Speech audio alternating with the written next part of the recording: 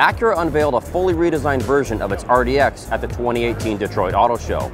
The compact luxury two-row SUV features updated styling, a roomier interior, and plenty of advanced technology. Acura is calling this RDX a prototype, but our experience suggests that the production model will look almost identical when it goes on sale this summer.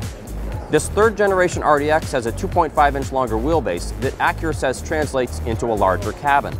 Step inside the new RDX, and one of the first things you notice is the 10.2-inch screen mounted above the center console. Users can access the infotainment system via an all-new Touchpad interface located at the bottom of the center stack. After a brief demonstration, it seems promising because it's more intuitive than systems with a floating mouse. The RDX gets an all-new powertrain, a 2-liter turbocharged 4-cylinder paired with a 10-speed automatic, replacing the previous V6 6-speed automatic combo.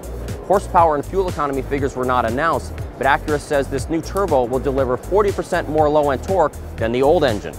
Unfortunately, the RDX is the latest model to get Acura's push-button gear selector. In our tests of other Acuras, we found this shifter setup to be unintuitive. Front-wheel drive will come standard on the RDX, and it will also be available with Acura's super handling all-wheel drive system, which splits power between the front and rear wheels, as well as from side to side. Despite the fancy name, we haven't seen significant differences during our testing of other Acuras with this system. All 2019 RDXs come standard with a suite of advanced safety systems, including forward collision warning and automatic emergency braking, a move we applaud. Blind spot warning is not part of this mix, but it is available.